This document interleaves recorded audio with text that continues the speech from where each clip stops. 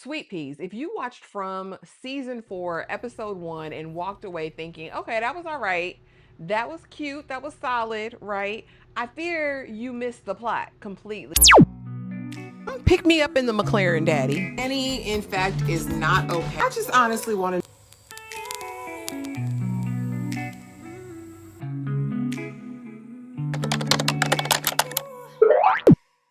This episode laid down so many breadcrumbs that the Reddit streets, the comment streets are buzzing with all kinds of theories about the Fromville and where we're going. And today, because I've been in those trenches, we're going to deep dive. Y'all know I don't do deep dives over here. Y'all know I don't do it. I'm sorry, I don't do that.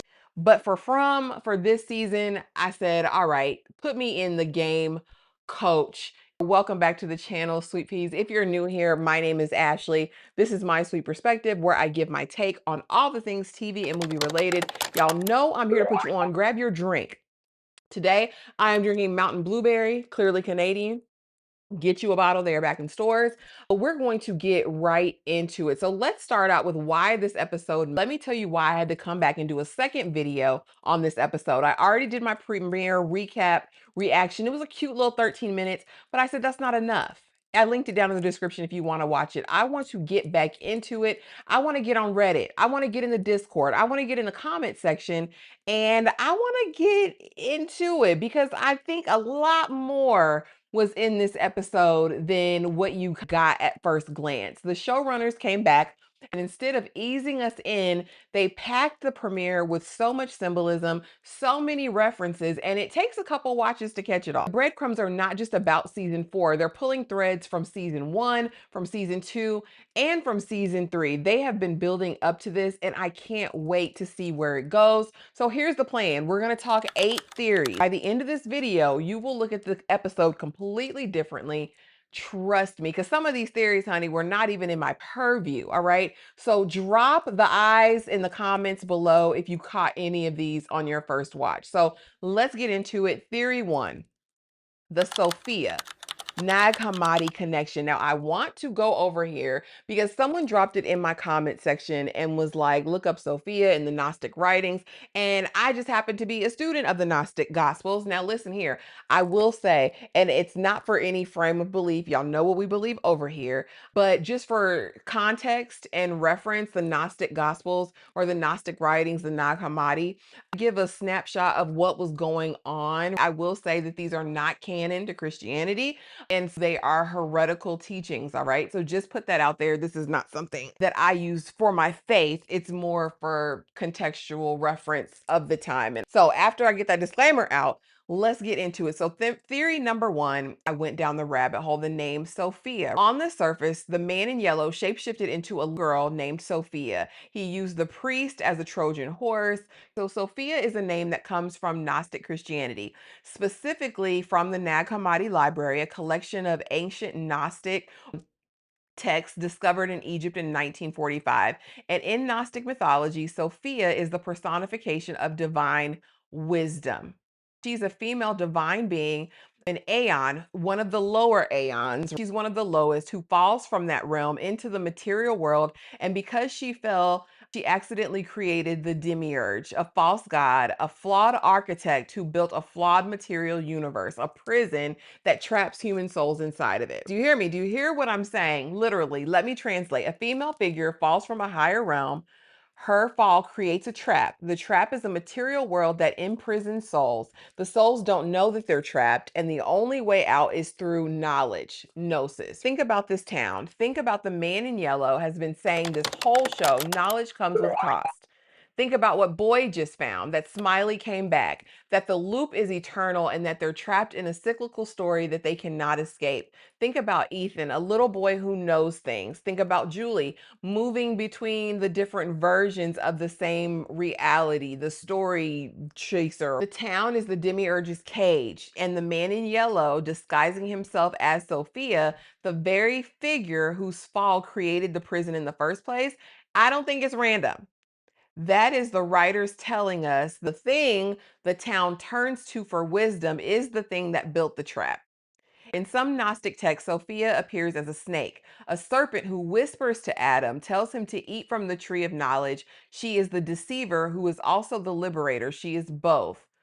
Which means when Sophia starts whispering to the residents of the town this season, of course, she's only destroying them, in my opinion. Now, I will also say there is a redemption arc for the Sophia in the Gnostic writing. So that's something to keep in mind as you're going through here. But I don't know, this almost seems beat for beat what is happening and what the story is. An architect who fell, created this thing, and is now playing with the creation, disguising himself as something else. Let me know what you think of theory number 2. Jim's death was a debt collection. Now, somebody in the chat said Tabitha didn't do anything to warrant this cost of knowledge, but that Jim did because he knew about a scale. I beg to differ. The knowledge that Tabitha and Beard, my bookie butt, get when they are at the bottle tree, the fact that they have been reborn over and over and over again to save these children, I honestly believe was the knowledge that came out of cost. Shout out to y'all, because again, you brought this up in the comments and I couldn't stop thinking about it. So go back to season 1, the finale. Jim builds the radio tower, right? He's trying to get help. He's calling out and he gets a signal. A voice comes through the static. It says his name. It says, "Your wife shouldn't be digging that hole, Jim." That was the man in yellow. We didn't know it then. The show didn't confirm it until season 3 finale when the man in yellow shows up in person and says the exact same thing, but in past tense. "Your wife shouldn't have dug that hole, Jim." And then he rips Jim's throat at him. Do you see the show's telling us this was not a random unaliving? That was not a villain being cruel. This was a debt being collected. Knowledge comes at a cost. It was written on the wall. The man in yellow gave Jim a warning in season 1. He told him, if your wife keeps digging, there will be consequences. Jim either couldn't stop her, didn't want to stop her, or didn't believe him. And Tabitha kept going. She fell into the tunnels. She found the truth about the Ankui children. She found out she was Miranda reborn. She and Jade put the bottle tree together. Tabitha got her knowledge, and the cost of that knowledge was Jim. And it was a cost worth it, in my opinion. Knowledge comes with a cost. And in yellow is a cosmic bill collector. He warned Jim. Jim didn't stop it. 3 seasons later, he came to collect. He's evil. But also, there is a law in place in the Fromville. So he's not trying to destroy the town, allegedly. He's trying to make them destroy it themselves and rip themselves apart. In Fromville, nothing is free, and the man in yellow is there to collect. Now, who else in the Fromville has an unpaid debt? Did anyone else receive some sort of knowledge that needs to be paid for? What does this mean for Jade? Theories in the comments. Next, theory number 3, the seizures are the town's hidden language. Another one dropped, y'all, and this one sent me into a spiral, and I'm not the only one thinking about it. Reddit has been cooking on this for weeks. We need to talk about the seizures. Stop and count with me. How many people have had seizures on the show? Ethan, his first night in town. Sarah at the diner right after she starts hearing voices telling her to unalive Ethan and ends up taking out her brother. Big Sleepy on the bus right after an angel started giving him instructions. The angel manipulated him into helping Fatima give birth to Smiley. Julie, every time she story walks, her body seizes in the present timeline. And now in the season 4 premiere, the pastor, Sophia's father, he seizes, and his crackhead says, who's been in town for 5 minutes, she's the one who catches it. She says to Boyd, "I'm not sure what's wrong with him. It's actually medical." I watched Big Sleepy have an unprovoked seizure the day I got here, and Boyd says Ethan had one the first night here. Sarah had one at the diner. It wasn't like this. Boyd is tracking these. Boyd has a mental list of every person who seized in this town, and he knows something about the pastor. It wasn't like this, meaning something about the pastor's seizure was different than the others. And here's why. Because in this premiere, we saw Sophia touch the pastor and send him into the seizure. We saw Sophia touch him again and wake him back up. The man in yellow, in the form of Gretchen, can induce and reverse seizures with a touch, which means every seizure we've seen on this show may have been the man in yellow reaching in. Every single one. Ethan's first night seizure could have been the man in yellow marking him, which is why Ethan has always known things, why Ethan talks about stories like he's read this one before. Sarah's diner seizure, right before she started hearing the voice telling her to unalive Ethan, that is not a random haunting. That is the man in yellow recruiting her. He touched her. He planted something. He used her as a weapon pointed at Ethan. Big Sleepy seizure, same pattern. The angel Big Sleepy thought was speaking to him was the man in yellow. Just saying. Big Sleepy thought he was serving God. He was serving the yellow suit. He helped deliver Smiley. He was groomed. These seizures are not medical. They are invasions. The seizure is the door opening. The seizure is the moment the man in yellow gets inside. But here is where it gets wild. Julie's seizures are different. Julie seizes when she story walks. She is not being invaded. She's going somewhere, traveling between versions of the story, which means there are two kinds of seizures in this town. Invasion seizures, where the man in yellow breaks in, and travel seizures, where a chosen person breaks out and the man in yellow recognizes Julie. He has seen her before in other versions, which is why the second he arrives in the season, he targets her, because Julie is the person who might remember things between cycles. Julie is the one person who might carry knowledge from one loop into the next. And if she does, the man in yellow's whole game falls apart because his power depends on everybody forgetting. Every cycle has to be fresh meat. Julie is the glitch. Julie is the story walker, and the man in yellow is here to stop her or recruit her before she breaks the loop. So going forward, watch for seizures. Every time somebody seizes this season, ask, was it an invasion or was that a traveler? Because the answer tells us who's on his team and who's a threat to him. Invasion or traveler, which seizure do you suspect first? Drop it in the comments below. Theory number 4, Tabitha and Jade are reincarnated soulmates. Now, we already knew this, Miranda and Christopher and the children and all of that. This is really confirmed in season 3. Tabitha and Jade are reincarnated soulmates. This is not a theory anymore. Tabitha used to be Miranda, Victor's mother, in a previous cycle of the town back in 1978. Jade used to be Christopher, Miranda's partner in the same cycle. Tabitha and Jade are soulmates who keep getting reincarnated into this loop every time the town resets. Every cycle, the same souls come back wearing new faces. Miranda tried to save the children and failed. Now, Tabitha, her reincarnation, is being pulled towards the same mission, and Jade is Christopher reborn, is being pulled toward her. In the season 3 finale, Tabitha tells Jade they can't share this with anyone because nobody will believe them. They think the town is tricking them again. Now layer this on top of everything we just talked about. If Tabitha equals Miranda reborn, then every resident of this town might be a reincarnated soul from a previous cycle. Boyd might have been someone else before. Ethan may have been someone else before. The sheriff before Boyd might have been a version of Boyd and the man in yellow. Is he the only one who remembers all the cycles? That's why he recognized Julie. That is why he is approaching his favorite part. He has watched the same souls fail the same way every single time. The show is not about people being trapped in a haunted town. This show is about souls being trapped in a repeating story. And like I said in my recap, if this is Once Upon a Time, is this Storybrooke? Just say that. Man in Yellow is the author, he's the writer, and he's fashioning whatever he wants. Just say that. But this is why the seizures matter. This is why the debt collection matters. This is why Sophia arriving matters. What does Sophia represent here? I'm very interested to see where we're going. We are getting to theory number 5.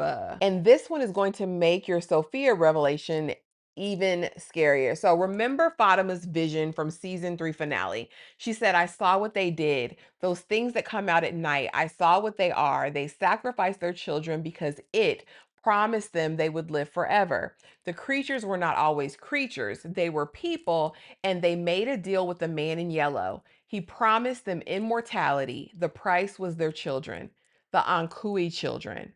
The ghost children chanting underground, the children in white that Tabitha keeps saying, those are the sacrificed children. Miranda knew this. That's why she went to the lighthouse to free the children, and why later Tabitha goes. That is the real purpose of the town.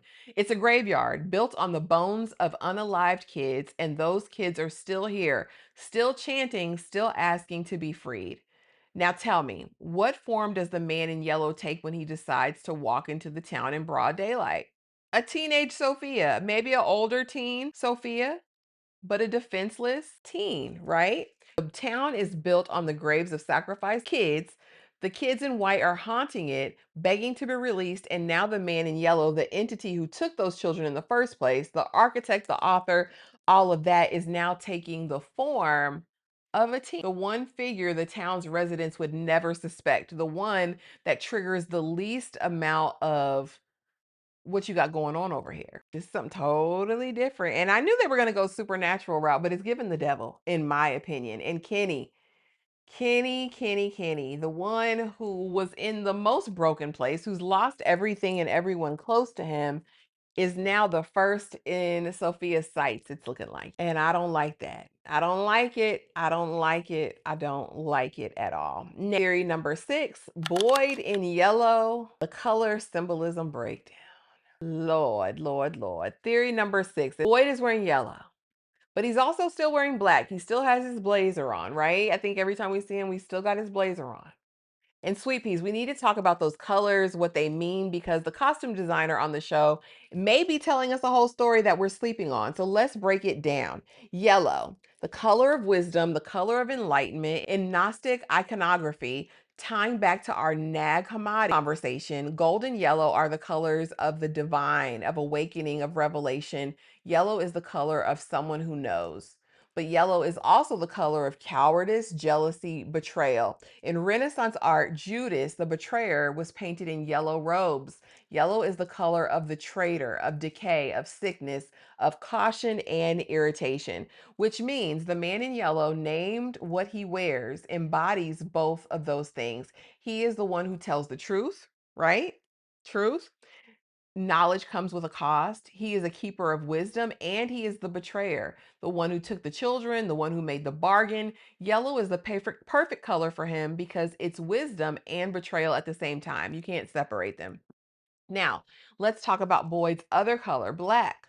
Black is authority, power, leadership, command, sophistication, elegance. Black is the color of the man in charge. Boyd is the sheriff. He wears the uniform of a man holding everything together. But black also means mourning, grief, the void, mystery, and sweet peas. Boyd has lost so much, his wife, Tien Shin, his own sense of self after what he did to Big Sleepy. Black is also Boyd's grief uniform. He's walking around in mourning, now more hopeless than ever if you watched episode 1. Now watch what happens when you put these colors together on Boyd's body in the premiere. Yellow shirt underneath black blazer covering. Stop. Think about it. The yellow is what is closest to his skin, closest to his heart. The yellow is what is underneath. The yellow shirt is the seed of what Boyd is becoming, and could possibly be the awareness that he's already received, right? So, like, I already have this knowledge that they don't die, they multiply. And now I've opened my eyes to the hopelessness of the situation. Is that an awareness? Is that revelation? Is that wisdom? Y'all let me know in the comment section. Again, that the town cannot be beaten, that Smiley came back and that there's no way out. It's the man in yellow's influence already present in Boyd's body. Is it infecting him from the inside out? In the super trailer, we hear Boyd say, I'm changing, I'm changing, I'm changing. But what is he changing into? Now, the black blazer is the armor on top, the authority, the leadership. I think it's the what we're showing to the rest of the world. The performance of I am sheriff, I'm holding this town together. And it's also his grief, the grief that he's already carrying. The blazer is the public face Boyd is showing the world. The black is covering the yellow. Boyd's public identity is covering what he's becoming. When authority falls away and the leadership cracks and the grief becomes too much, what are we going to see underneath, y'all? The costume on the designer is telling us that Boyd's are before a single line of dialogue. The people think he's going to be the man in yellow, y'all. That's the theory. Y'all drop it in the comments and let me know what you think. Now, the fandom is split. There's a competing theory that it's Brotherhood of the Night's Watch. Cicadas, only he hears, the way he shows up, sparing him from death, especially when he got left last season. Y'all remember he got left by the ambulance. They went to the big house and he was out there to fend for himself and he makes it. Something happened. There's a transformation. Cicadas are a symbol of rebirth and transformation. The chrysalis, Brotherhood of the Night's Watch, might be a caterpillar becoming the butterfly. Boyd might be the suit being put on from the inside out. Either way, somebody's about to wear that yellow jacket. And the show has been painting it on Boyd's body this whole premiere. I want to know, are you team Boyd or team Brotherhood of the Night's Watch? Y'all know that's Randall. And who becomes the next man in yellow? Or does it change? I don't know. What do y'all think of that theory? Let me know in the comments. Now, the license plate and the Easter eggs. Theory number 7, and this one I need your help on. The license plate on the pastor's car. This show has been dropping license plates, Easter eggs since season 1. Bible references, hidden words, numerical patterns. From does not do accidents. So when the pastor and Sophia crash into the sheriff's station, the plate matters. I'm not going to tell you what the plate means, but one specific thing, sweet peas. Y'all are all out here decoding the Reddit threads at this point, but here's what I want you to do. Next time you rewatch, freeze frame on that license plate. Look at the numbers, look at the letters, because in From, nothing is on accident. And if you caught what the plate said and you've got a theory, drop it in the comments right now. The sweet peas are the smartest detectives on YouTube. I already know. What did you see on the license plate? Drop it, drop it, drop it. Now, the final theory, theory number 8, the diner song and the jukebox language. So, the last theory, y'all know Top Cop Karen carried her tail over there to the diner because she just couldn't be bothered. She had to get away from everybody. And if you are a long time sweet pea, you know that the jukebox in From is not just a jukebox, that thing is sentient. All right. It knows what's going on and it's going to play games with you and it's going to mess with you every single time. And so the jukebox in this town plays songs that comment on what's happening to the characters specifically. Season 3, Acosta was in the diner with Kenny, refusing to accept her reality. The jukebox played Ooh Child by the 5 Stair Steps. Things are going to get easier, things are going to get brighter, and the town was mocking her, laughing at her, telling her she thought she was getting out, but baby, she wasn't. Things are not going to get easier. Things are not going to get better at this point, right? So when we hear a song in the diner in season 4, we have to ask, what is the town telling us now? What is the town telling Acosta now? Because the jukebox does not play for vibes. Every song is a message. Okay, now let's get into it because I have the song and I have the lyrics. Send in the Clowns, written by Stephen Sondheim, a musical called A Little Night Music, a 1973 Broadway show. And the character who sings it is Desiree Armfelt, an actress who reconnects with her former lover, Frederick, after years apart. She finally wants to marry him, but he rejects her because he's married to a younger woman. She sits on the bed, feeling both anger and sadness at herself and her choices, and sings it.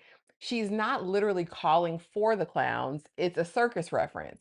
When something goes wrong at a circus, they send in the clowns to distract the audience. She's using it as a metaphor for the disaster of her own life and love, the irony being that she is the clown. So now, with that being said, with the background as far as the musical, they're telling Top Cop Acosta that she's the clown that I always knew that she was. But y'all, that was theory number 8 about the music. And I don't know. What do you guys think? And what does that mean for her character going forward? We know that every song is intentional, but what does it mean for her next step? Now, y'all already know, if you've watched my coverage of From last season, that I believe that there are going to be factions that develop. I think that Boyd will have his team on this side, but I think there are going to be other people that rise up. Of course, y'all know I thought Brotherhood of the Night's Watch would be one of them. I thought that Nurse Crackhead would probably team with him, possibly Mullet. And then, I also thought that, of course, Top Cop Acosta was going to try to form her own thing against him because she's so anti-Boyd and got her butt on her shoulders, acting like she forgot what she did her first night in the From. Those are the thoughts. But here, I don't think From is ever going to give us a fully concise answer. We know that they've been renewed for a 5th and final season, and so next season will be the last. Will they give us a complete ending and wrap this up cutely with a bow? I doubt it. I think the ending of this show is going to be ambiguous on purpose. But I think the point of the show is to talk about human nature and what do you do when things feel hopeless and where does one go? Where does one escape to when everything seems hopeless and it doesn't seem like there's any way out? And how do you treat the people that are with you as you're going through this? Everybody knows that you can't, that knowledge comes at a cost. Every magic comes at a cost, everything does. And I actually think the man in yellow, maybe he's just the arbiter. Maybe he's just exacting whatever judgment or punishment. There are theories that believe that this is purgatory or that this is hell. I'm very, very interested to see where that goes and if that looks like power or how wisdom really shows up in this space and what does it do. We hear repeatedly over and over and over again that this is my favorite part. This is my favorite part because this is when they tear each other apart. And I really want to know where we're going with that. But you guys, that's the 8 theories, color symbolism breakdown, everything that I saw in them Reddit streets that would fit in this video, everything I saw in the Discord and in the comment section. But you guys drop it in the comments. Let me know what you're thinking about. What does the license plate mean? Drop it in the comments. What are your theories? What are your predictions? I think we'll do this once a week, maybe, as long as the season goes, and see where we end up. But thank you guys so much for watching. Please be sure to like, comment, subscribe, hit the hype button, follow on socials, do all of the things, and join us for our live discussions where we'll be talking from every single week. Thank you so much for being here, and I will see y'all in the next video. Thanks for watching.